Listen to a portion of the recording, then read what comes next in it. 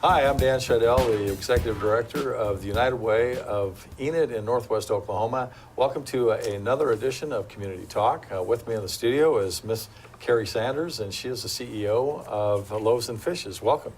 Thanks for having me, You bet. Dan. Well, it's good to have you here. And one of the things I wanted to mention before we get started, Loaves and Fishes just became one of our newest partner agencies. So welcome aboard. Thanks. We're really excited to join in with United Way and help the community in that way. Yeah. So. Well, thank you. Well, before we get started, why don't we talk a little bit about you and who you are, where you came from, and who's Carrie? Sure. So I grew up on a farm about an hour south of here in a community called Crescent. And my parents actually still live on the farm out there. Oh. I'm a fifth generation Okie. They have owned the farmland since the land run days, our farm. And I moved to Enid about 12 years ago, and this is where I met my husband, and we're really happy to call Enid home. Oh, that's great. That's good. Well, so how long have you been with Loaves and Fishes, and let's give us a slice of life in Carrie's life. What do you do in any given day? So I've been the executive director at Loaves and Fishes about 5 years now. I came on board just shortly after Loaves and Fishes opened, and it has been one of the most challenging endeavors I've ever had to face in my life, but it has been one of the most rewarding jobs too. From taking a nonprofit from the really small startup phase into growing into a 5-year-old organization where we really are seeing a lot of people and helping about 2,000 individuals every single month. It's been a really rewarding experience to see the impact on the families that we're making. So. Well, and so what is it that Loaves and Fishes, what do they do on a daily basis? I mean, I know that they feed a lot of people, but it is so much more than that, isn't it? I mean, it's more than making sure people have food on the table and helping people in our community. Sure, that's the majority of what we do, Right. But we're kind of a new model, so we're a break from the traditional food pantry model where they used to hand out a sack or a box of food. We're what's called a food and resource center, and we're different in several ways, where the first is we offer a client choice type shopping environment where the clients get to come in and they get to pick out which food items they're going to take. So it looks like a small grocery store inside. The second thing is really we increase the access to healthy foods. So we have a large commercial cooler and a large commercial freezer. So we're able to store and distribute some perishable items that other food pantries may not be able to give out. So we keep fresh dairy on our shelf. We have lots of fresh fruits and vegetables, and then of course frozen meat. And then we have extended hours of operation. Traditional food pantries are usually only open once or twice a month. And if a working family isn't able to get off work to receive food during their distribution hours, then they may go hungry. And so Loaves and Fishes intentionally is open 4 days a week, and that's a cumulative of about 12 hours a week. And 2 of those days every week we're open past 5:00 p.m. So if there are working families, work with people's time and schedules. They're able to come in and receive food assistance if they really need it. And really the last thing is we offer referrals. So we work with other local agency partners where families come in and we help with food. We at Loaves and Fishes want to be able to provide healthy meals for that family, but we know they have other challenges as well, things like housing, transportation, utilities, and so we're able to offer referrals to other agencies in the community where they can help with those needs, and overall, we're helping with the stability of the family at home. That's great. And so what is your relationship with the regional food bank? Because I know that that's part of the whole kind of model, right, in the state of Oklahoma? Can you talk a little bit about that and what the plans are for maybe expansion? Sure. I'll give you a little bit of history. The Regional Food Bank of Oklahoma is located in Oklahoma City, and they have been serving all of Western and particularly northwestern Oklahoma for the last 30 years, mainly through partner agencies in this area. And About 7 years ago or so, they came in and started some community-wide conversations, specifically there were 11 different food pantries operating within our community at that time. And they started looking at how they could more efficiently serve our community and be able to meet the need a little bit better. So they started this conversation and shared a vision that we would collectively pool our resources and have one organization that we could pool all the volunteers, the food, as well as the money, and run a very efficient operation. Right, be more efficient, more effective, right? Yeah, so that's why Loaves and Fishes was created, and we're still affiliated with the Regional Food Bank, and their goal is to have a facility very similar to Loaves and Fishes in every county of their 53 county service area at some point. So I think there's 13 of us operating right now. Got a ways to go. Yeah, and so we help the other communities if they want to become a food and resource center, but that's really the vision of where they want to go, is to have one leading organization that really addresses food insecurity in that community. That's great. Well, one of the things that I noticed when I first got to town and I first met you and learned more about Loaves and Fishes is that, you know, your background is really in dietary nutrition, right?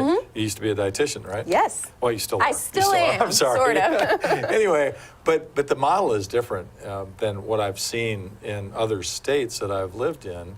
That there's really more of an educational component and really a more focus on how do you get, excuse me, people that come in to utilize your services to get them to the next level and to understand better nutrition and really that education component.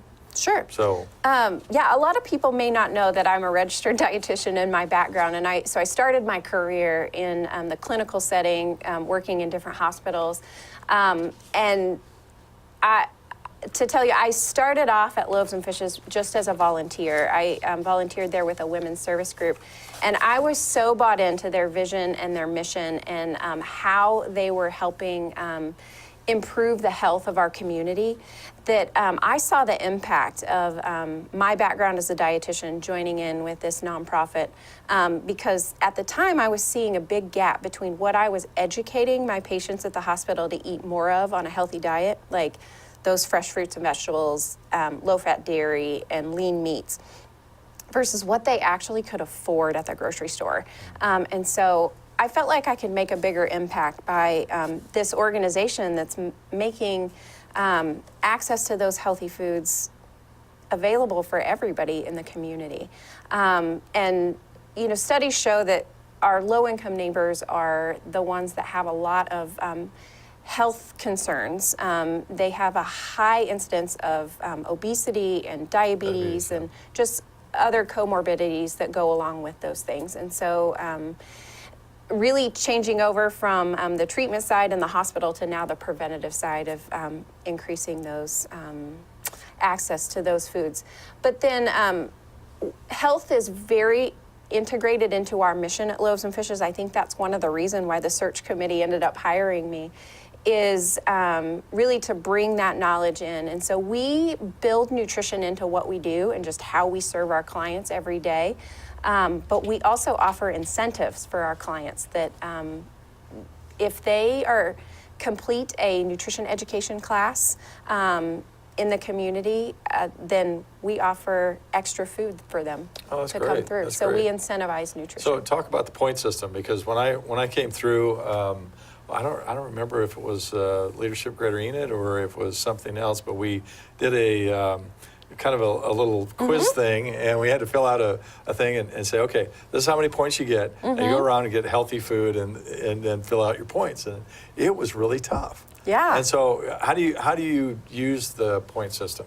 Sure. So we give points based on the number of people in their household. So the more mouths there are to feed at home, the more points they're going to get. But you also have points on the product that they have. So every product is associated with a point, and we go through and assign the points based on the inventory that day. Oh, okay. And we do try to make the healthier options less points, and the less healthy options are going to be more points. So it's actually the reverse of what you see at the grocery store. Right. So for instance, today we had apples, oranges, and bananas, and they were no points at all. So you could take as many as you feel like your family could use, and then you use your points on some of those other items. So, boxed whole grains and cereals and canned fruits and vegetables and things like that. That's great. So. Okay, we'll have a few minutes left, Carrie. This is going like really fast. So tell us a little bit about your fundraising, your food drives, when they're coming up, because I think the audience wants to know when to be prepared for that. Sure. So we do usually 2 food drives every year, one in the spring and one in the fall. But something new that we're doing this year is we are coordinating our spring food drive with the National Letter Carriers Food Drive. That's smart thinking. Historically, we would do a food drive a month after each other, and we just decided that, hey, we need to get together and we need to make this one big spring food drive. So that's going to be May the 12th. It's Mother's Day weekend, so it's kind of easy to remember. Should remember that. And the letter carriers are going to put something out in everybody's mailbox, so don't forget to put your canned goods by your mailbox May the 12th, and then also call your mom. Oh. So. Yeah, don't forget to call your mom, right?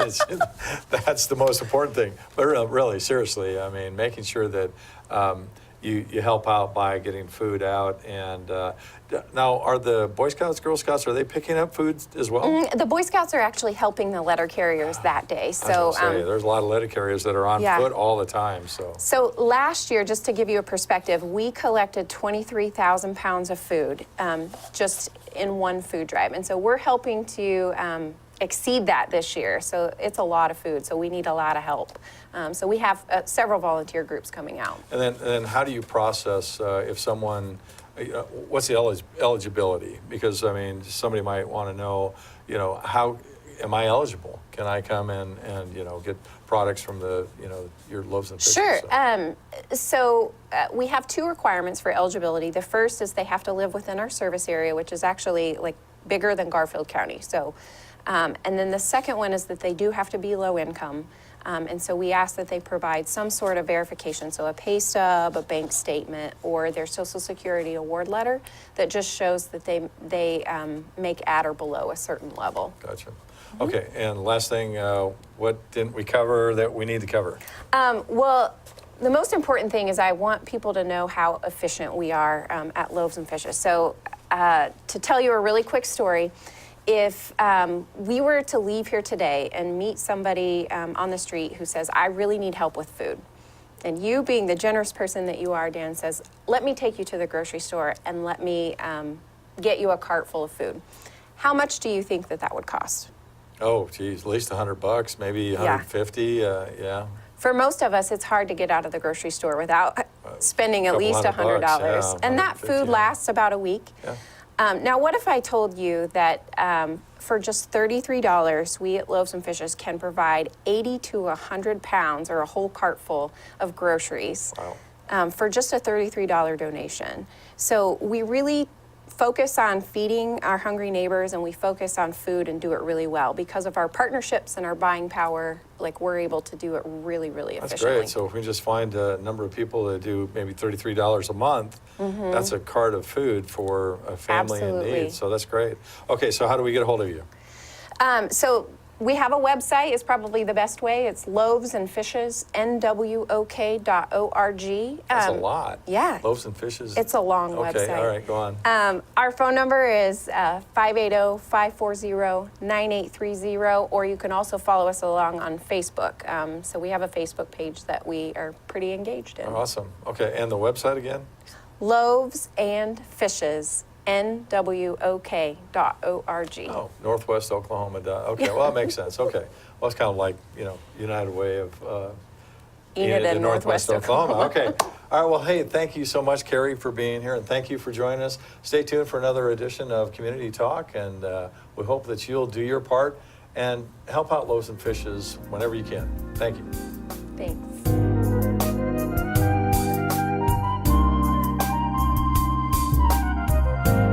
Hi, this is Carmen Ball. I'm the Executive Director at Hedges Regional Speech and Hearing Center.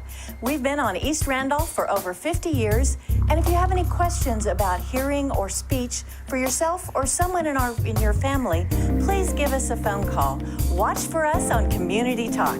Take care.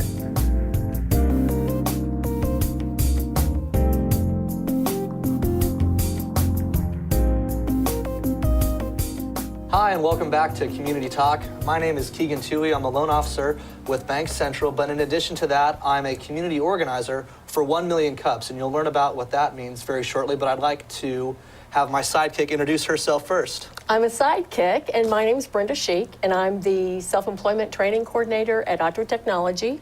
I'm also a community organizer with 1 Million Cups. Well, let's just start right off. What is 1 Million Cups? 1 Million Cups is a national initiative. It is sponsored by the Kauffman Foundation, and as you know, the Kauffman Foundation is based out of Kansas City, and it is known as the lead organization nationwide for training and supporting entrepreneurs. 1 Million Cups is a national initiative that there are communities all across the nation that have applied to be a 1 Million Cups community. And we put in that application, so we're now a 1 Million Cups organization, and it is done the same format across the nation, always on Wednesday mornings. We have ours monthly, and basically what it is entrepreneurs supporting entrepreneurs. And so it's a open, it's an event. We have ours the fourth Monday or the fourth Wednesday of each month. It's from 8:30 to 9:30, held at 580 Coffee. It follows the same format in each of those organizations across the United States.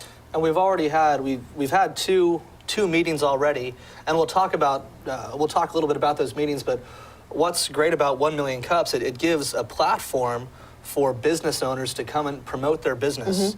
And we do have some rules on what that entails. It has to be a small business or a startup. You know, there's a lot of great businesses in Enid, but there's a lot of companies that are in their infancy that really don't have the resources to get where they want to be, but they need a platform to get their name out. And I love that Enid, through its partnership with the 1 Million Cups, is just giving them an environment where they can come and share their story about their business. So you've talked about where it's held and when it is, and that's always at 580 on the fourth Wednesday of the month. And the coffee is always free, and we seek out a different community sponsor to pay for that coffee.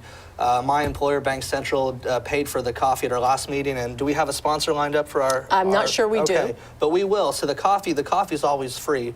But the first event we had in February, and our two presenters we had were Cornerstone Chiropractic and Instagrub. And John Conway is a chiropractor with Cornerstone, and Jason Frazier is the entrepreneur behind Instagrub. And those were two interesting businesses. Especially, I enjoyed hearing about Instagrub. I did too. And how they bring the food right to your door, and it's like Uber but with food, and I think that was great. We just used them yesterday when the wind was blowing 100 miles an hour. It's like, this is an Instagrub day if we've ever seen one. And then John Conway did a great job with Cornerstone Chiropractic, and he has some great things going on there. And those were two businesses that people might not have known about because they were in their infancy, and that's what 1 Million Cups does. It gives a platform to promote that. And there's a lot of businesses in town that I think could benefit from that, and it's really easy to get involved with us. And Brenda, can I have you talk about maybe people out there watching want to get involved and would like to present about their company? How easy is it to do that? It's very easy. Everybody thinks that some of the common questions we get asked are do you have to be asked to be a presenter? And that's not the case. You can encourage each other to present. You can apply online. So every presenter needs to fill out an application online, and that is 1 Million Cups. You'll put that website on Sure. That will be on the screen. That'll be on the screen. So, and it's a very short application process. There's just a few questions. You upload your logo, and then you go in that website, and the organizers kind of look at those different applications. They schedule. They have 1 to 2 presenters each month. And then an automatic email goes back to that presenter to say, hey, you're scheduled for this upcoming month. We'll see you then. What's also kind of nice is people who get a little bit afraid of getting up and presenting. It's a 6-minute presentation. And it's not so much a sales pitch as it is just talking about how they started the business, where they're at now, some of the troubles that they've had, some of the success they have. And then that's followed by 20 minutes question and answer from the audience. And each of those presentations and question and answer are across the nation wrapped up with the same question. And that question is, how can we as a community support you? And so it's an easy process. We encourage all of those businesses that have been in business for 5 years or less to go onto that website and apply. So that right there, 5 years, that is where the line is drawn. So if you're a company under 5 years old, especially startups, we love startups because anything we can do to help get that company off their feet, we're here as organizers to promote business in Enid. And another thing that I think is wonderful about this niche for small businesses, obviously we know about the expansion commercially that's happened in Enid. And we all hear about, Academy or Popeyes or these big companies coming in, but we don't often hear about the little guys. And that's what's exciting about this platform that we give. And you mentioned that there's a 6-minute speech involved and then 20 minutes of questions. And you can almost think of it as like Shark Tank, except not as intimidating. Those of us in the audience are not sharks by any means, but there are people there that could ask the tough questions. We've averaged about 40 people in the audience, which is good. And during that 20 minutes, out of the 3 presenters we've had the past 2 months, sometimes there's been 5 questions. Sometimes our last presenter with Base Connect, there was probably closer to 15 to 20 questions. And that might sound intimidating, being on stage, answering all these questions, but as a business owner, especially a business in its infancy, that's kind of what you need. You need that community feedback. And sometimes you need to get put on the spot. And that, all in all, I think that does volumes to help the business owner look forward in their strategic planning. The other thing to always keep in mind is we have a coach on our team, on the community organizer team. We'll talk about our community organizers later, but Chris Sneed is our coach, and he works with those businesses to prepare for that presentation. And now that we're on the subject of community organizers, I'll go ahead and introduce those that aren't here today. We have Suzanne Gray, and Suzanne is the owner of Anderson Burris Funeral Home and Crematory, and I believe they're actually the coffee sponsor for next month. So Suzanne Gray is a sponsor, organizer. Then there's Christopher Sneed, who you just mentioned, and Christopher is a full-time student, and he's the director of the Fly Film Festival. Curtis Tucker with Enid Buzz, local entrepreneur. And then Meredith Westfall, who is one of your coworkers at Autry, who is the small business marketing coordinator. And then, of course, myself as well. So it's a great team. And between the 6 of us, if you have any questions about 1 Million Cups, one of us can help you out. But it's important preliminarily just to go onto our website with 1 Million Cups and apply to present. And there's nothing more that we'd like to do as organizers than to help promote your business and to help you succeed and stay in Enid long term, because that's what, when it comes down to the roots of it, that's what this is about, promoting and retaining businesses here in Enid. And don't be intimidated about coming to those events. They're very casual. They're very open. They're very welcoming. They're very friendly. They're a lot of fun. They have some vibe to it. They have some buzz to it. So come in, and it's held there at 580, the 4th Wednesday of each month. The other thing is to help people stay connected with this. There's a 1 Million Cups app that people can download, and they can follow Enid 1 Million Cups that way. There's also, you can follow the 1 Million Cups. If you go onto that website, you can become a follower. We also have a Facebook page, and we have a YouTube channel. So the other thing to keep in mind is that those presentations are a live feed, and then after that live feed takes place, that video is uploaded to the YouTube channel and placed on Facebook so you can kind of watch, etc. And that also helps that business get even more exposure And I think that's important because you're right, and it doesn't cost anything for those presenters to present. They get a lot of exposure and a lot of feedback from that audience. You nailed that when it's just entrepreneurs supporting fellow entrepreneurs. And I can't stress enough the opportunity for free marketing for your business. These events are also live streamed on Facebook thanks to Curtis Tucker with Enid Buzz, and as we all know, Enid Buzz has a huge following around town. So just the live streaming and the social media presence, that is a huge source of free marketing for your company, which is extremely valuable for a younger business owner, I think. I agree. It's a great opportunity for not only the community, but for those new businesses. And when we submitted that application, I think one of the things that really caught the Kauffman Foundation's attention is that application stated that Enid already has a kind of a foundation of supporting and educating entrepreneurs and new business owners. You know, we've got some events and activities that come out of Autry. We have ERDA that's very supportive. We've got Northwestern and NOC. They have their activities. But this fills the gap of that business owner to business owner. And even though we have that presentation that takes place, there's also a lot of networking that takes place at those events. I know I see a lot of people that are exchanging business cards. Sure. They're talking, they're giving ideas, they're getting ideas, and that's also the beauty of it, especially for those new business owners. And I know we've only had 2 sessions. Our third is coming up at the end of April. But I think that really speaks volumes, the fact that our community is so supportive. And as we all know, Enid's a great place, a friendly place to be a business owner, but it's also a supportive place. And just the fact that we have an organization like 1 Million Cups here, I think that just speaks volumes to our community in Enid. And I hope this keeps gathering momentum. And like I said, come see us at the end of every month, 4th Wednesday.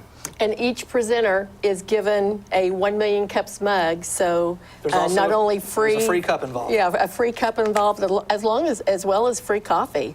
And if your business wants to sponsor that coffee, they can get a hold of any of the organizers, but Suzanne Gray does take care of our sponsorships, so Sure. she's the one to kind of tap into. Well, Brenda, I think we've hit We've hit the high spots, most of the haven't main we? points. So now you'll just have to come out and see us, or look for us on Facebook. But visit the website, check us out on social media, and become a part of 1 Million Cups. And thanks for having us. Yes, thanks for having us.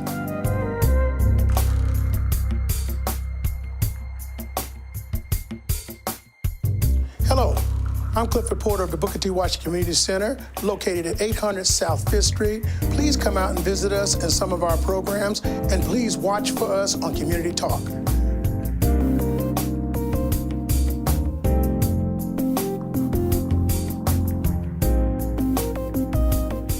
Welcome to this edition of Community Talk.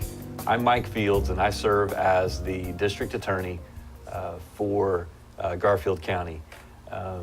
Sitting with me this afternoon is Mr. J.D. Overton. J.D. serves as the victim witness coordinator for the DA's office.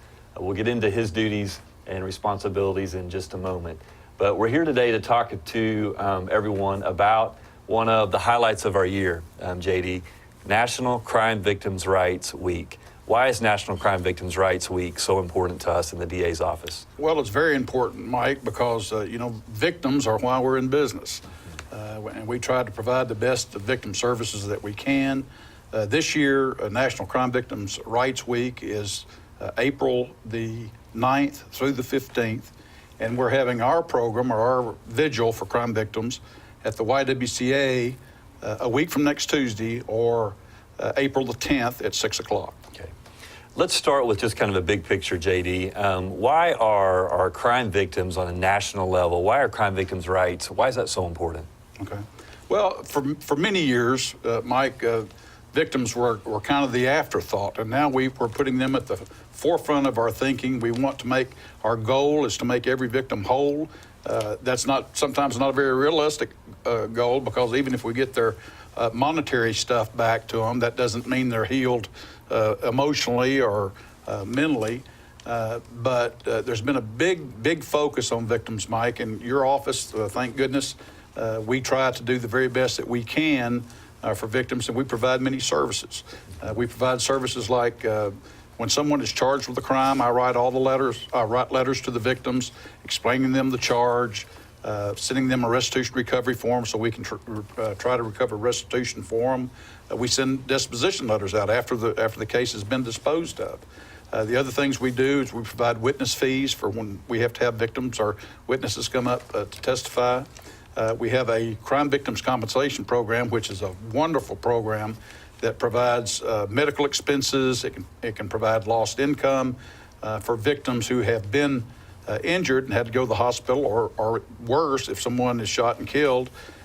This program, it's a last payer. It's after insurance and after certain other benefits, but it will pay up to $40,000 per victim for stuff like lost income, medical expenses, that kind of stuff. And we've been doing that for a lot of years. Your district has averaged about $300,000 a year in providing that to victims.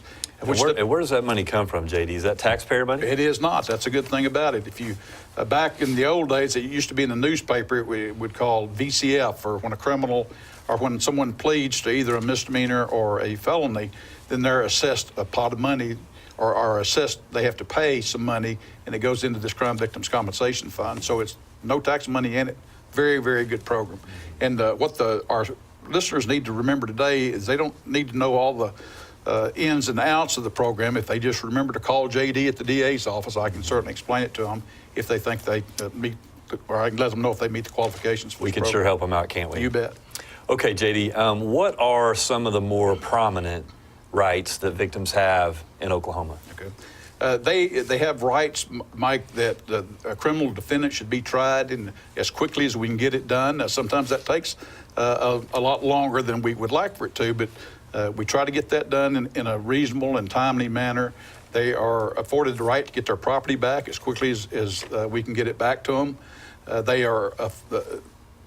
They ought to feel free of intimidation from a defendant or defendant's family, and we can certainly provide a means if someone is being harassed as a witness or a victim. We have means to take care of that or try to get that taken care of. The other thing that our office does too that takes up a lot of my time is protective orders. I'm the point of contact in the district attorney's office or in the courthouse for protective orders in this county. And we take a lot of pride in getting our victims, helping them with the paperwork, getting them in front of a judge. Usually within 30 minutes or an hour, we can get them in front of a judge. And then our sheriff's office works very hard and get protective orders served. We even appear, of course, we don't represent the victims in a protective order case, but we have a representative down there, usually me, to see what's going on with those proceedings. And there is a lot of things, Mike, that we do. We provide witness fees for when someone testifies. We administer that program also. How about the right to be heard at sentencing, what we typically call victim impact statements? Talk a little bit about that right, JD. You bet. A victim has the opportunity at a sentencing phase of a procedure to get up and say how it's affected their life. And it can be very compelling. It can be very influential to the judge to find out, you or the lawyers are giving them the technical, the law, and what they've done and this, that, and the other. But a judge can be very moved by a victim expressing what their victimization has done to them or done for them or members of their family. And you're right. We've seen that time and time again where that is just so compelling, and it just helps put a human face and a human story behind reports that we read or charges that are filed. That's correct. Okay, JD, you mentioned something else I want to go back and talk about. Our office deals or spends a lot of time and resources helping victims. I get the sense many times that there are so many victims out there that still haven't come forward or that just for whatever reason feel like the system hasn't or isn't responsive to them. Is that your perception also, JD? It is. Statistics tell us, Mike, that there's many more crimes committed than they're reported, especially in sexual assault cases, especially in domestic violence situations. That's one of the things the vigil does. It gives an opportunity for victims of various crimes who maybe haven't gone to the police, or maybe they're, trying to decide whether to go to the police, they can come to our vigil. There'll be service providers there from the local community. There'll be other victims there. We'll have a speaker that will get up and talk about her victimization. We even have an open speak out to where anyone can get up and say whatever they want to about their victimization. And it always surprises me every year.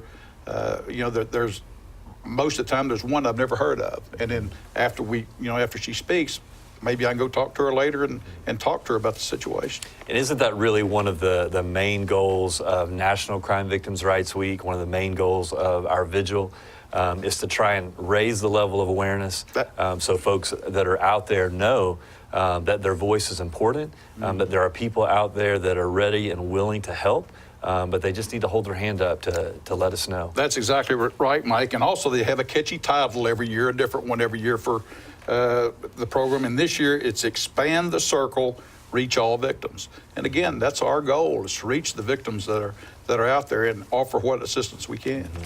Because, so many times I feel like we're scratching the surface of the folks that are out there that could benefit from some of the resources that we may be able to point them in the direction of, or even possibly result in a criminal charge, and the person who's victimized them being held accountable in some sort of meaningful way. And one of the most important parts of my job, Mike, is someone can call up. They don't even have to have a case. They don't have to report it to the police or anything else, but they'll ask. I can't give them legal advice, but I can certainly refer them to social services. I can refer them to counselors. I can refer them to the police department, wherever I think that they need to go. Okay, well, let's talk specifically about our vigil here in a couple of Tuesdays, April the 10th, is that right? April the 10th at 6 o'clock at YWCA, not the YMCA, but the YWCA. It's on the corner of Quincy and Garrett. There's plenty of parking there. I've mentioned this every year, Mike. I'm an old military guy. I like to start at 6 o'clock. We're going to start at 6 o'clock. And you're not going to be there long. It never runs more than an hour. Usually it's between 30 and 45 minutes. We start out with the presentation of the colors. The Enid Police Department posts the colors for us. We got a wonderful young lady by the name of Chloe Beth Campbell. I think she's in high school still here, but she's just a wonderful singer. She sang last year. She'll do the pledge, or not the Pledge of Allegiance, but she will do a patriotic song, and then she will sing at least another song after that. So, and then I'm going to let you talk about our special speaker this year, Tanya Byers. Yeah, I'm really excited to have Tanya come in and speak as our keynote this year. Actually, the way that I met Tanya was interesting. I was speaking at a statewide crime victims observant in Oklahoma City. And Tanya spoke right before me. And Tanya is the survivor of child sex abuse.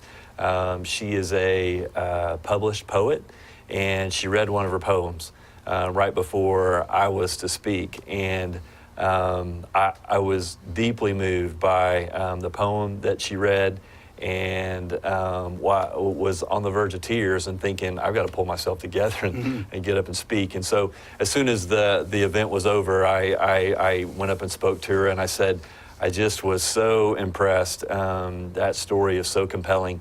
I asked her if she would be willing to come up to Enid and to speak at this event, and she's agreed to do so. So just has a great story of the victimization, of going beyond that and moving past that and becoming a survivor and a thriver, in spite of just the awful hand that she was dealt. So I think it'll be a story that lots of people will not only be able to draw hope and inspiration from, but one that will certainly go toward our goal of help raising the level of awareness of crime victims' rights in our community. Yeah. There will be a few other speakers there. The mayor is going to read a proclamation for Crime Victims' Rights Week. Carol Wade each year speaks about child advocacy and the child abuse that we suffer in this county, and you will speak. And again, it's Tuesday, April 10th at the YWCA. There'll be plenty of seating. Get there at 6 o'clock. We won't keep you very long, but we invite everybody in the community. Service providers also. There'll be a lot of service providers there that like DHS, like people from the hospitals, like Enid Police, or like various police departments. So there'll be a good crowd there. Yeah, we certainly want to invite everyone to come out and to help us recognize National Crime Victims' Rights Week, help us raise the level of awareness and expand that circle to include all victims of crime. Thank you.